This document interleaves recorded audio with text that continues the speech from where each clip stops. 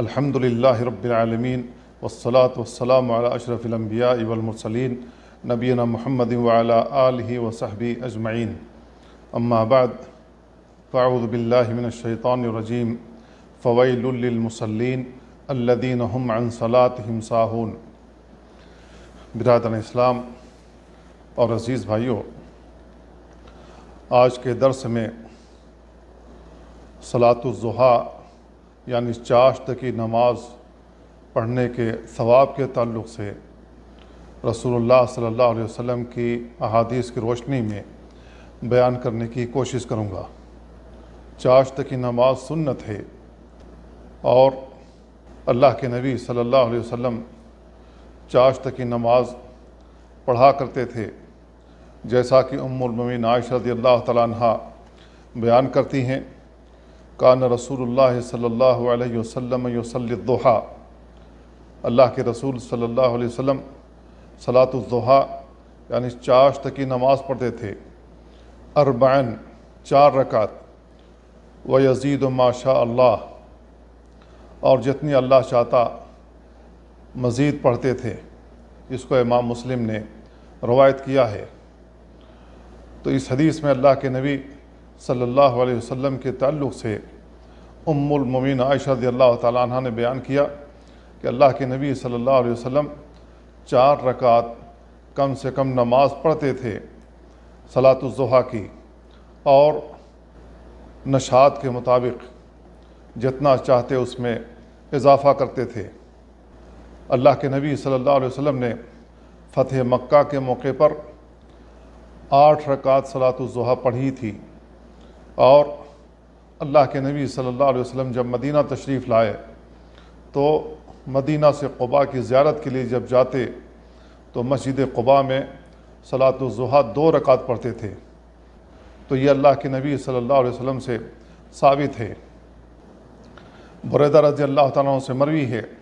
کہ اللہ کے نبی صلی اللہ علیہ وسلم نے بیان فرمایا، فی الانسان 60 و 300 مفصل فعلیہ ان یتصدق عن کل مفصل منہا صدقہ، انسان کے اندر 360 جوڑ ہیں، اس پر لازم ہے کہ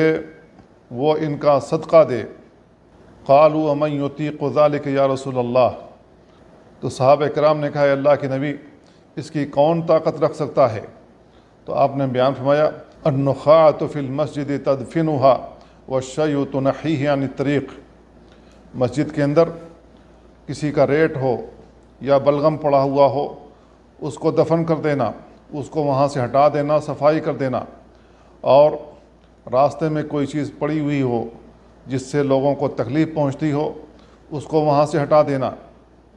فَإِن لَمْ تَقْدِرْ فَرَكَعَتَ الضُّحَىٰ تُجْزِئُ عَنْكَ، اور اگر تمہیں اس کی طاقت نہ ہو تو صلاۃ الضحیٰ کی 2 رکعت تمہارے لیے کفایت کر جائے گی۔ اس کو امام احمد، ابو داؤد، ابن خزیمہ اور ابن حبان نے روایت کیا ہے۔ تو اس حدیث سے معلوم ہوا کہ انسان کے اندر جس قدر جوڑ ہیں، انسان کو چاہیے کہ وہ ان کا صدقہ نکالے ہر روز۔ تو صحابہ کرام نے عرض کیا اللہ کے نبی اس کی کون طاقت رکھ سکتا ہے؟ تو اللہ کے نبی صلی اللہ علیہ وسلم نے یہ باتیں بیان فرمائی، اور اس میں ذکر کیا کہ جو شخص صلاۃ الضحیٰ کی 2 رکعت ادا کر لے، گویا کہ وہ اپنے تمام جوڑوں کا صدقہ ادا کر رہا ہے۔ ابو ذر رضی اللہ تعالیٰ عنہ سے مروی ہے، اللہ کے نبی صلی اللہ علیہ وسلم بیان ہوا، یصبح علی کل سلامہ من احدکم صدقہ فکل تسبیحۃ صدقہ وکل تحمیدۃ صدقہ وکل تہلیلۃ صدقہ وکل تکبیرۃ صدقہ وامر بالمعروف صدقہ ونہی عن المنکر صدقہ وتجزئ عن ذلک کلہ رکعتان یرکعہما من الضحیٰ، جب انسان صبح کرے تو ہر جوڑ کے بدلے وہ صدقہ نکالے۔ مسلمان جتنی تسبیحیں پکارتا ہے، ہر تسبیح ایک صدقہ ہے، ہر تحمید یعنی الحمدللہ کہنا صدقہ ہے، اور ہر تحلیل یعنی لا الہ الا اللہ کہنا صدقہ ہے، اور ہر تکبیر یعنی اللہ اکبر پکارنا صدقہ ہے، امر بالمعروف صدقہ ہے، نہی عن المنکر برائیوں سے روکنا صدقہ ہے، اور ان سب سے کفایت کرے گی صلاۃ الضحیٰ کی 2 رکعت، اس کو امام مسلم نے روایت کیا ہے۔ تو اس حدیث میں رسول اللہ صلی اللہ علیہ وسلم نے بیان فرمایا، ہر تکبیر اور تحلیل اور تسبیح یہ ایسے اعمال ہیں جن پر ہمیں ایک صدقے کا ثواب دیا جاتا ہے، لہذا ہر انسان کو اس کا اہتمام کرنا چاہیے تاکہ ہمیں صدقے کا ثواب ملتا رہے۔ اپنے اوقات کو ضائع کرنے سے بہتر ہے کہ اللہ کی تسبیح میں، اللہ کی تحلیل میں اور اللہ رب العالمین کی تکبیر میں اپنے اوقات کو صرف کرے تاکہ اس کا اجر ملے اور ہمارے ہر جوڑ کا صدقہ ادا ہو جائے۔ اور اس سے بہتر یہ ہے کہ انسان صلاۃ الضحیٰ کی 2 رکعت ہی صحیح اگر ادا کر لیتا ہے تو انسان اپنے تمام جوڑوں کی جانب سے صدقہ ادا کر دیتا ہے۔ ابو الدرداء رضی اللہ تعالیٰ عنہ بیان کرتے ہیں، اوصانی حبیبی صلی اللہ علیہ وسلم بثلاث لن ادعہن ما عشت، میرے حبیب صلی اللہ علیہ وسلم نے مجھے 3 چیزوں کی وصیت کی ہے کہ میں انہیں کبھی نہ چھوڑوں، جب تک زندہ رہوں انہیں کبھی نہ چھوڑوں۔ بصیام 3 ایام من کل شہر، ہر مہینے 3 دن روزہ رکھنا، وصلاۃ الضحیٰ، چاشت کی نماز، وباللہ انام حتی اوتر، اور وطر پڑھنے سے پہلے میں نہ سوں۔ اس کو امام مسلم نے روایت کیا ہے۔ تو اس سے معلوم یہ ہوا کہ اللہ کے نبی صلی اللہ علیہ وسلم نے ابو ذر رضی اللہ عنہ کو وصیت کی تھی ان 3 باتوں کی، اور اس میں صلاۃ الضحیٰ کا ذکر موجود ہے۔ ابو الدرداء اور ابو ذر رضی اللہ عنہ سے مروی ہے، وہ رسول اللہ صلی اللہ علیہ وسلم سے روایت کرتے ہیں، اور اللہ کے نبی صلی اللہ علیہ وسلم اللہ عز و جل سے روایت کرتے ہیں کہ اللہ عز و جل نے فرمایا، ابن آدم ارکع لی من اول النہار 4 رکعات اکفیک آخرہ، اے ابن آدم اول نہار میں، دن کے اول حصے میں 4 رکعت میرے لیے نماز پڑھ لو، میں آخر میں تمہارے لیے کافی ہو جاؤں گا۔ اس کو امام ترمذی نے روایت کیا ہے اور علامہ البانی نے اس کو صحیح قرار دیا ہے۔ تو اس حدیث قدسی سے یہ معلوم ہوا کہ جو لوگ 4 رکعت صلاۃ الضحیٰ کی اول نہار میں پڑھ لیتے ہیں، یعنی جب سورج طلوع ہو جائے اور 1 بھالے کے برابر سورج بلند ہو جائے تو ایسی صورت میں صلاۃ الضحیٰ کی نماز ادا کرنی چاہیے، یہ اول وقت ہے۔ تو اللہ رب العالمین نے اس حدیث قدسی میں بیان فرمایا کہ جو شخص اول نہار میں صلاۃ الضحیٰ کی 4 رکعت پڑھ لے تو اللہ رب العالمین اس کے آخر کے لیے کفایت کرے گا اور کافی ہو جائے گا۔ ایک روایت ابو ہریرہ رضی اللہ تعالیٰ سے مروی ہے، وہ کہتے ہیں، اوصانی خلیل بثلاث، میرے خلیل میرے دوست محمد صلی اللہ علیہ وسلم نے مجھے 3 چیزوں کی وصیت کی، لست بتارکہن، میں ان کو چھوڑنے والا نہیں ہوں، اللہ انام الا علی وطر، کہ میں وطر پڑھ کر کے سوں، اللہ ادع رکعتی الضحیٰ فانہا صلاۃ الاوابین، میں صلاۃ الضحیٰ یعنی چاشت کی نماز کی 2 رکعت نہ چھوڑوں، یہ صلاۃ الاوابین ہے۔ وصیام 3 ایام من کل شہر، اور ہر مہینے میں 3 روزہ رکھوں، یعنی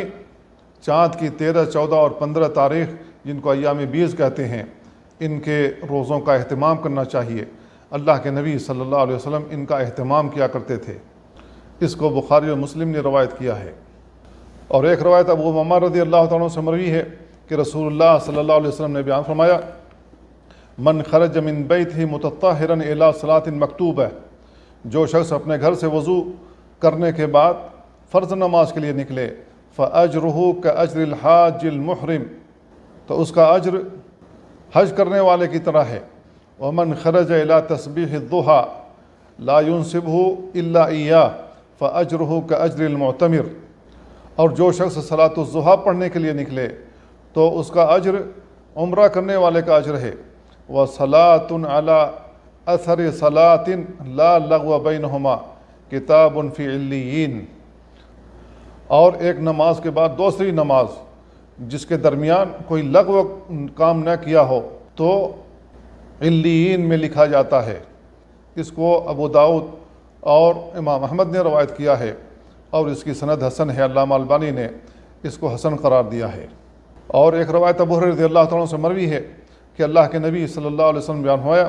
لا یحافظ علی صلاۃ الضحى الا اواب، صلاۃ الضحیٰ پر محافظت وہی کرتا ہے جو اواب ہو، یعنی اللہ کی جانب بہت زیادہ رجوع کرنے والا ہو۔